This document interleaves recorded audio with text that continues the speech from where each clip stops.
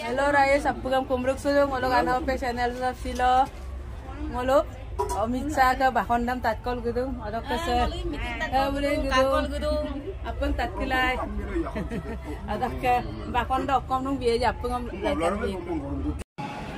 पूछना चाहता हूं कि आपने क्या किया था आसाम के साथ। आपकी दादी के समय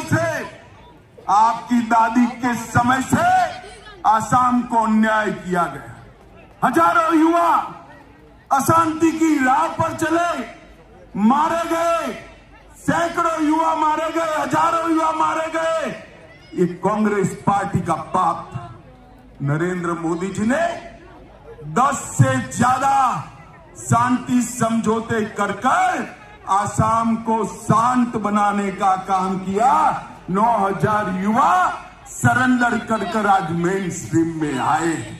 आसाम के सम्मान की बात करते हो, आपको गोपीनाथ जी भी याद नहीं थे, आपको भूपेन हजारिका भी याद नहीं थे। भूपेन हजारिका को भारत रत्न देने का काम भारतीय जनता पार्टी के नेता नरेंद्र मोदी ने किया है। आसाम की सीमाओं को घुसपैठ के लिए खुला छोड़ दिया था। भारतीय जनता पार्टी की सरकार आई, नरेंद्र मोदी सरकार आई और यहां पर आसाम में हेमंत बिश्व शर्मा की सरकार आई। मैं कह सकता हूं बांग्लादेश से परिंदा भी पैर नहीं मार सकता। हमने घुसपैठ को रोकने का काम किया है। आप आसाम की बात करते हो, मैं आपको बताता हूं उग्रवाद, हड़ताल, आतंकवाद, इसके खिलाफ अलावे कुछ नहीं दिया था। आसाम समझौता कर ही किया। हमने बोडोलैंड का समझौता किया, सारे वादे 2 साल के अंदर समाप्त कर दिए। और मित्रों, गेंडों को मारने का अब पूरा अभियान कांग्रेस के शासन में चला। हेमंत बिश्व शर्मा की सरकार ने गेंडों को सुरक्षित कर आसाम के टूरिज्म को सुरक्षित किया और शंकर देव और माधव देव काजीरंगा से समाप्त किया। शत्रुओं की जमीन को भी मुक्त कराने का काम भारतीय जनता पार्टी की सरकार ने किया है। और मित्रों, आसाम के कल्चर की बात करें, इतना बड़ा नेता जो मुगलों के सामने इतने वर्षों तक लड़ा, पार्टी ने किया। और सिर्फ असमिया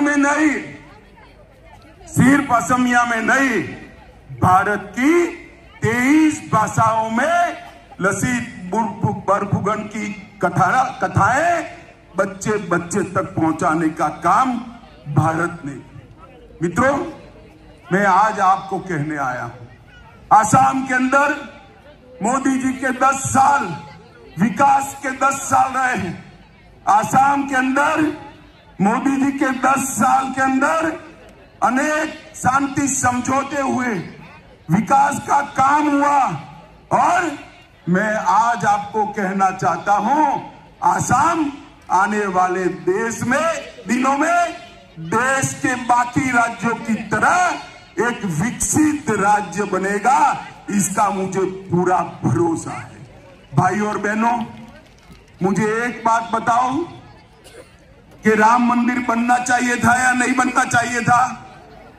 जरा जोर से बोलो, बनना चाहिए था या नहीं बनना चाहिए था? एक कांग्रेस पार्टी सालों से राम मंदिर को अटका कर बैठी थी। मोदी जी के समय में ही जजमेंट भी आया। नॉर्थ ईस्ट के हर एक मतदाता ने याद रखने जैसा है, देश का भाग्य तभी बदलता है जब नॉर्थ ईस्ट का भाग्य बदलता है, आसाम का भाग्य बदलता है। और देश का विकास तभी पूरा माना जाएगा जब आसाम का विकास होगा।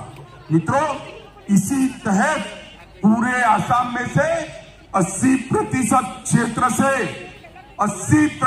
क्षेत्र से अपसपा हटाने का काम नरेंद्र मोदी जी ने किया है और यहां पर शांति को स्थापित करने का काम किया है। और आज मैं कांग्रेस के मित्रों को पूछने आया, 10 साल तक यूपीए की सरकार थी, सोनिया मनमोहन क्या दिया था? 2004 से 14 तक 10 साल में आसाम के विकास के लिए सिर्फ और सिर्फ 1,62,000 करोड़ रुपया दिया था। एक और कांग्रेस की सरकार ने 10 साल में 1,62,000 करोड़ रुपया दिया और दूसरी ओर प्रधानमंत्री नरेंद्र मोदी जी ने 1,62,000 से बढ़ाकर 4,15,000 करोड़ रुपया आसाम को देने का काम किया है।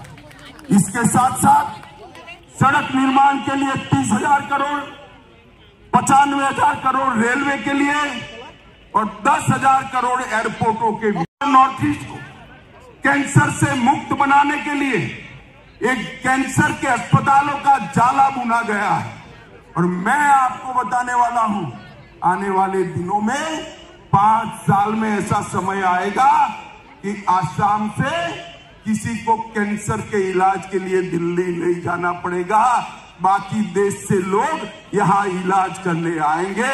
इस प्रकार की व्यवस्था होगी।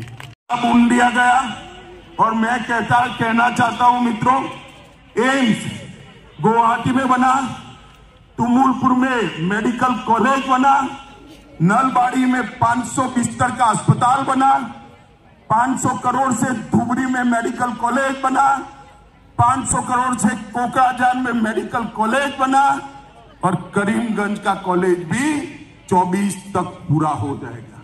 मोदी जी ने आसाम के गरीबों के लिए लगभग सारी समस्याओं का निवारण किया है।